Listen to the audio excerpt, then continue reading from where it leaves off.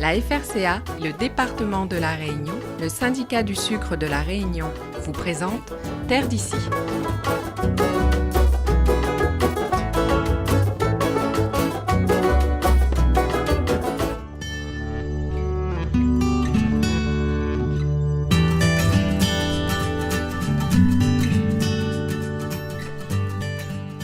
Un oasis de nature cultivée dans un océan de verdure. C'est à Saint-Philippe, au pied du volcan, que Benoît Morel a mis en valeur ses 8 hectares de terrain.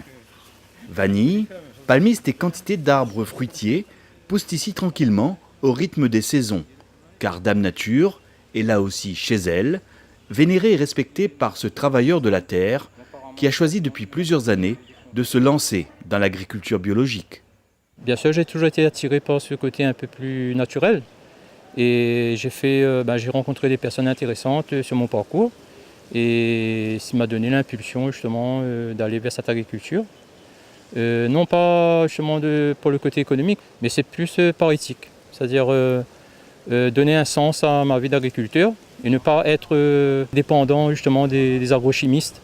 Et travailler vraiment avec la nature et pour le consommateur. C'est-à-dire essayer de produire quelque chose de sain. Et pour moi-même, pour ma famille, pour les autres. Les pesticides chimiques sont ici bien entendu bannis. Pour lutter contre les ravageurs de ces vanillés, Benoît utilise des produits naturels, tout aussi efficaces dans certains cas. Sinon, au niveau de certaines maladies comme les poux, ou bien la fumagine, les cochonnies, tout ça, c'est un traitement naturel à base d'huile ou de savon, ou tout simplement d'huile de colza, de l'huile naturelle, tout simplement. Et c'est une technique qui est pratiquée, qui est très très très efficace. Pas la peine d'aller chercher des pesticides, on n'en a pas besoin. Voilà. Culture emblématique de Saint-Philippe, la vanille et le palmiste poussent ici en symbiose. Les pieds de palmiste rouge offrant en effet aux vanillés l'ombrage ainsi que tous les éléments nécessaires à leur développement. La particularité, c'est que ces feuilles suffisent à lui-même pour le nourrir et nourrir la vanille. Donc au niveau de l'apport en matière organique, c'est suffisant. C'est une paille qui se décompose avec le temps, donc pour la vanille, super intéressant. Et il n'a pas d'acidité comme le cocotier par exemple, ou comme certaines espèces de vanille. Donc un excellent tuteur. Voilà. Et là, donc, c'est des palmistes réservés uniquement pour la vanille. Et bien sûr, moi, comme je suis producteur de palmistes, ça me permet aussi de récolter les graines pour les semis. Voilà. Benoît Morel replante ainsi régulièrement de nouvelles parcelles en palmiste rouge, l'une des variétés la plus appréciée des consommateurs. Des choux de palmiste bio qu'il récolte au meilleur stade après plusieurs années de croissance. Là déjà, ça c'est un palmiste, un certain volume déjà, une certaine taille. Bon, là c'est un palmiste qui a été planté il y a environ 4 ans, qui est quasiment 5 ans depuis la graine.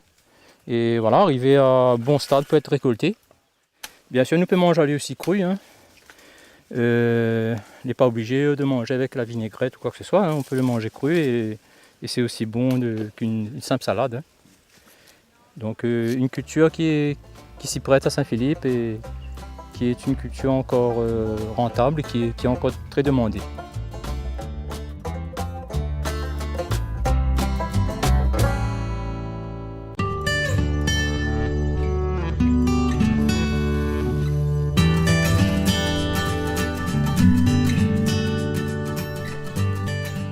Agriculteur bio à Saint-Philippe, Benoît Morel cultive sur près de 8 hectares un véritable jardin d'Éden.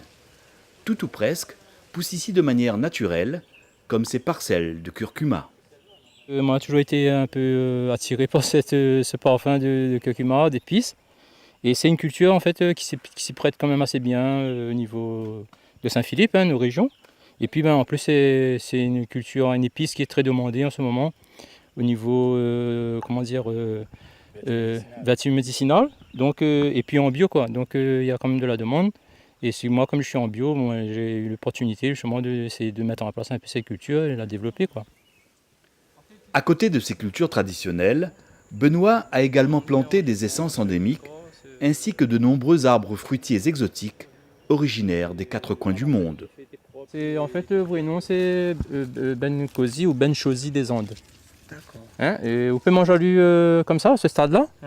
Il est croquant et on peut même avec le noyau carrément, lui donner un goût de noisette.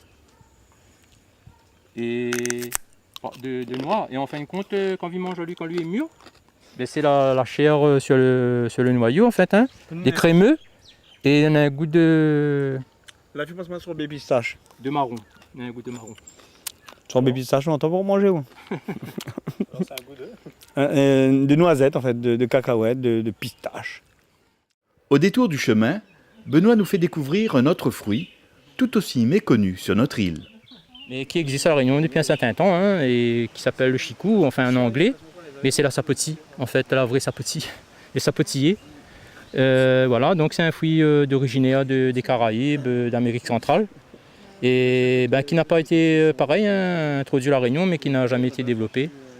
Et là, donc, moi j'ai opté un petit peu aussi pour cette culture qui fait partie d'une diversité de fruits, hein, donc que le créole ne connaît pas trop. Il ne connaît pas encore, mais peut-être plus tard, dans quelques années, il va découvrir, il va peut-être apprécier, parce que c'est un fruit quand même qui est très sucré. Mais toutes les bonnes choses ont une fin. La visite passionnante de l'exploitation s'achève, avec au passage une dégustation d'eau de coco très rafraîchissante. Mais par contre, on m'a pillé les pipettes, hein. On a fait avec. Ici, les gouttes sont pendillées. Ici, les couades pendillés sur les arbres. Et ça, c'est une noix de coco, hein.